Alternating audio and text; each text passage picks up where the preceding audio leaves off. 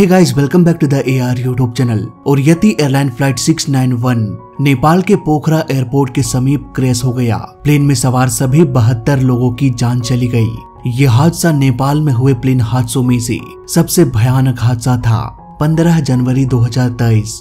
एक आंकड़े के अनुसार अगर पिछले 3 दशकों की बात किया जाए तो लगभग 30 प्लेन क्रैश हो चुका है नेपाल में, जिसमें से सबसे अधिक प्लेन क्रैश यति एयरलाइन के साथ हुआ है। पिछले 3 दशकों में ये 7 बार क्रैश हुआ, जिसमें करीब 171 लोगों की जान चली गई। इसके अलावा तारा एयर का नाम आपने सुना होगा, ये भी 6 बार क्रैश हो चुका है। ऑन एन एवरेज अगर देखा जाए तो हम ये मान के चल सकते हैं कि यहाँ पर हर साल एक ना एक प्लेन क्रैश हो जाता है। ऐसे में ये सवाल उठना लाजमी है कि आखिर नेपाल में ऐसा क्या है, क्यों इतने सारे प्लेन हादसे यहाँ पर होने लग रहा है। आइए समझने की कोशिश करते हैं आज के इस वीडियो में। दोस्तों, आज के इस वीडियो में मैं आपके सामने कुछ ऐसे लॉजिकल फैक्ट्स रखूंगा कि मुझे कुछ बताने की भी जरूरत नहीं पड़ेगी। आप खुद ब खुद समझ जाएंगे कि आखिर नेपाल में हो क्या रहा है। एक प्लेन के जर्नी को हम 3 भागों में बांट सकते हैं। पहला, टेक ऑफ करके अपने मैक्सिमम एल्टीट्यूड में जाना। दूसरा, अपने डेस्टिनेशन तक पहुंचना।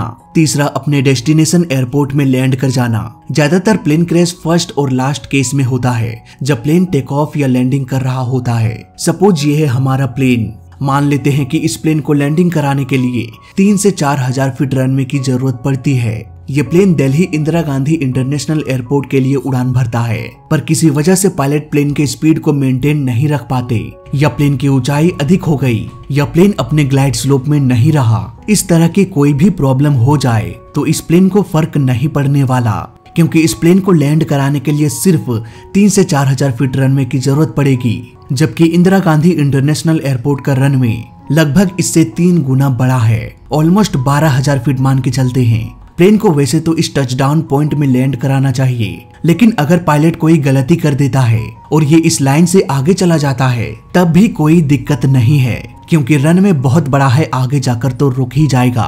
अगर ये प्लेन रनवे के बीचों बीच भी लैंड करे तब भी कोई दिक्कत नहीं, रनवे बहुत बड़ा है, आगे जाकर रुक ही जाएगा। अगर प्लेन का ब्रेक फेल भी हो जाए तब भी कोई दिक्कत नहीं, रनवे बहुत बड़ा है, आगे जाकर रुक ही जाएगा। अगर प्लेन का इंजन भी फेल हो जाए तब भी कोई दिक्कत नहीं, रनवे बहुत बड़ा है, आगे जाकर रुक ही जाएगा, बशर्ते ये एयरपोर्ट तक पहुंच जाए। प्लेन में ILS यानी कि इंस्ट्रूमेंट लैंडिंग सिस्टम नहीं है तब भी कोई दिक्कत नहीं, रनवे बहुत बड़ा है, आगे जाकर रुक ही जाएगा। कुल मिलाकर कहा जाए तो एक लंबा रनवे बहुत सारी गलतियों को हादसे का रूप देने से रोक सकता है। अगर गलती पायलट की हो तो में भी उन्हें कुछ पनिशमेंट दिया जाए। ऐसे छोटे छोटे हादसे आजकल न्यूज वाले भी कवर नहीं करते।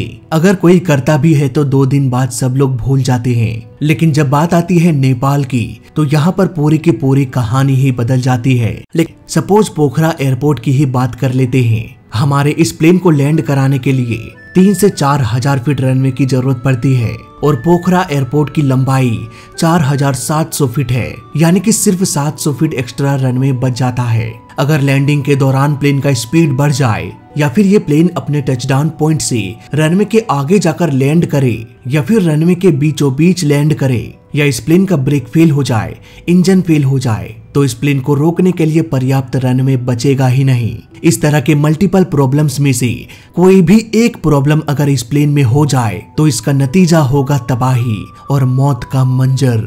जहां लंबे लंबे एयरपोर्ट्स 50 गलतियों को माफ करके प्लेन को बचा लेता है, वहीं नेपाल के एयरपोर्ट में 50 में से अगर कोई एक भी गलती हो जाए तो प्लेन का क्रैश होना लगभग निश्चित हो जाता है। ऐसे में आप कहेंगे कि अगर लंबे रनवे के इतने सारे एडवांटेज है तो क्यों ना नेपाल में भी लंबे लंबे रनवे को बना दिया जाता है। दोस्तों, नेपाल पहाड़ पर्वतों के बीच बसा एक छोटा सा देश है। ऐसे लंबे रनवे को बनाने के लिए बहुत बड़े एरिया में फ्लैट जमीन की जरूरत पड़ती है, जो कि नेपाल में मिलना बहुत मुश्किल है। हालांकि इसी साल पोखरा इंटरनेशनल एयरपोर्ट को लॉन्च किया गया है और इसके रनवे की लंबाई को बढ़ाकर 8202 फीट कर दिया गया है। सपोज हाई एल्टीट्यूड में इस प्लेन के साथ कोई हादसा हो जाता है, या पायलट का विंडशील्ड ही उखड़ जाता है, प्लेन के इंजन में आग लग जाती है, इस तरह की कोई भी टेक्निकल फेलियर हो सकती है। ऐसे में आराम से ये प्लेन ग्लाइड करके किसी नजदीकी एयरपोर्ट में पहुंच सकता है और अगर ये नहीं भी पहुंच पाया तो ये किसी समतल मैदान में लैंड कर सकता है। वो भी नहीं मिला तो किसी नदी में, खेत में, समुद्र में, जो भी लैंडिंग के लिए सुटेबल हो, प्लेन वहां इमरजेंसी लैंडिंग कर सकता है। यानी कि हाई एल्टीट्यूड में अगर प्लेन के साथ कोई हादसा होता है तो मैक्सिमम चांस है कि उस प्लेन को बचा लिया जाएगा। लेकिन अगर ऐसा नेपाल में होता है तो इस प्लेन को बचाने का सिर्फ एक ही रास्ता बच जाता है। प्लेन को सही सलामत किसी सही एयरपोर्ट में पहुंचना पड़ेगा। अगर प्लेन किसी एयरपोर्ट तक नहीं पहुंच पाता तो शायद ही नेपाल में ऐसी कोई जगह होगी जहां पर प्लेन इमरजेंसी लैंडिंग कर सके। ऊपर से एयरपोर्ट्स में भी बहुत सारे लिमिटेशंस होती है, जैसे कि लुकला एयरपोर्ट की लंबाई सिर्फ 1749 फीट है। ऐसे में सिर्फ छोटे डोनियर प्लेन्स ही यहाँ से टेक ऑफ या लैंडिंग कर सकते हैं। इसके अलावा अगर कोई दूसरा प्लेन यहाँ पर लैंडिंग करने की कोशिश करता है तो एयरपोर्ट के आगे एक बहुत विशाल पर्वत है। प्लेन रुक नहीं पाएगा और सीधे इस पर्वत में जाकर टकरा जाएगा। इसके अलावा यहाँ के वेदर का भी बहुत बड़ा रोल है। प्लेन क्रैश के पीछे यहाँ अचानक से मौसम बदल जाती है सिर्फ मिनटों में। पिछले साल तारा एयरलाइन भी इसी मौसम की खराबी की वजह से क्रैश हो गया।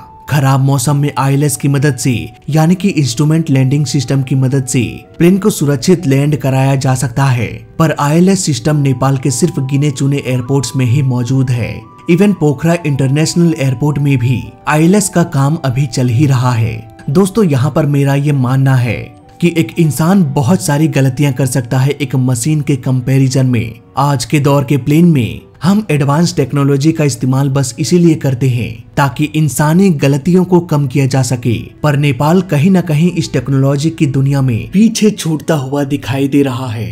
अगर 15 जनवरी को पोखरा एयरपोर्ट में ILS होता तो शायद फ्लाइट 961 क्रैश नहीं होता। शायद आज भी वो 72 लोग जिंदा होते और वो को पायलट मिस अंजू आज कैप्टन बन चुकी होती।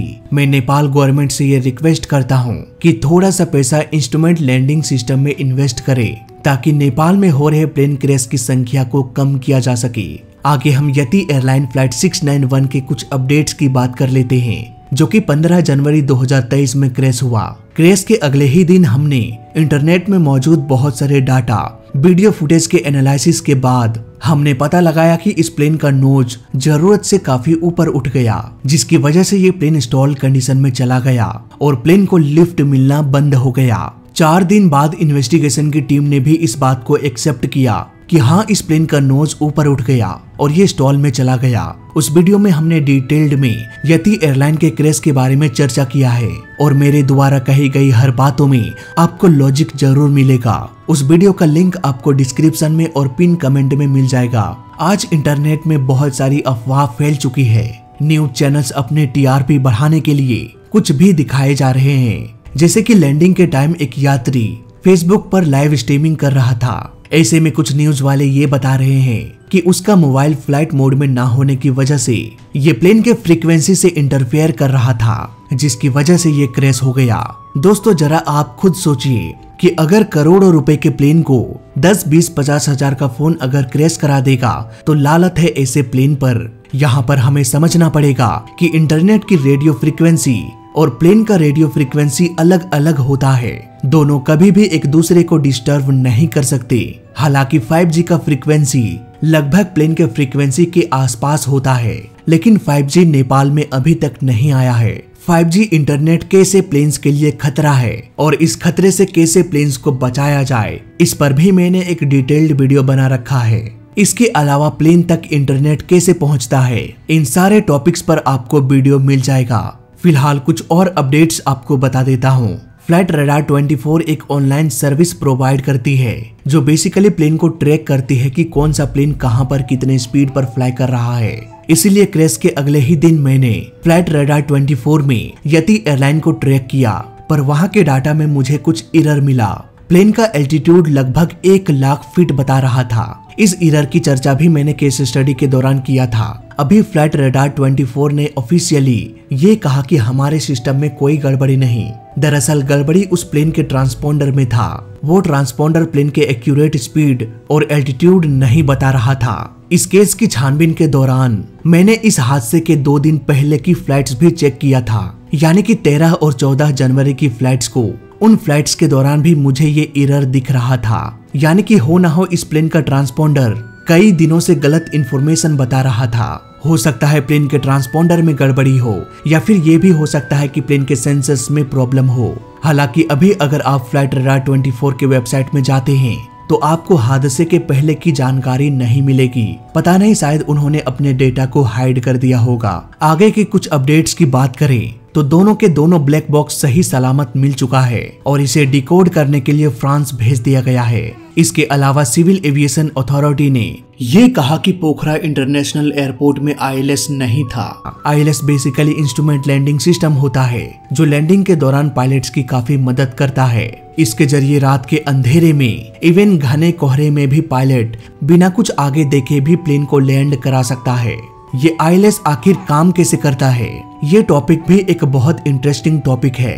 इसके बारे में भी एक डिटेल्ड वीडियो मेरे चैनल पर मिल जाएगा, लिंक डिस्क्रिप्शन में छोड़ दूंगा। पोखरा एयरपोर्ट बनके तो तैयार हो चुका था, पर अभी भी इसमें ILS का काम चल ही रहा था और बताया जा रहा है कि इसका काम फरवरी तक खत्म होने वाला था। शायद 1 जनवरी के नए साल के अवसर पर इस एयरपोर्ट को जल्दबाजी में लॉन्च कर दिया गया। सो आई होप अब आपको समझ में आ गया होगा कि नेपाल में इतने सारे प्लेन क्रैश क्यों होते हैं और इन प्लेन क्रैश को कैसे रोका जा सकता है। तो फिलहाल इस वीडियो में अभी तक के लिए बस इतना ही। वीडियो अच्छा लगा तो लाइक कर देना, बुरा लगा तो डिसलाइक कर देना और दोनों ही केस में इस चैनल को सब्सक्राइब कर देना, क्योंकि इस चैनल में सीखने के लिए बहुत कुछ है। तो मैं मिलता हूँ आपसे अगली वीडियो में, तब तक के लिए देखते रहिए और सीखते रहिए। जय हिंद, वंदे मातरम।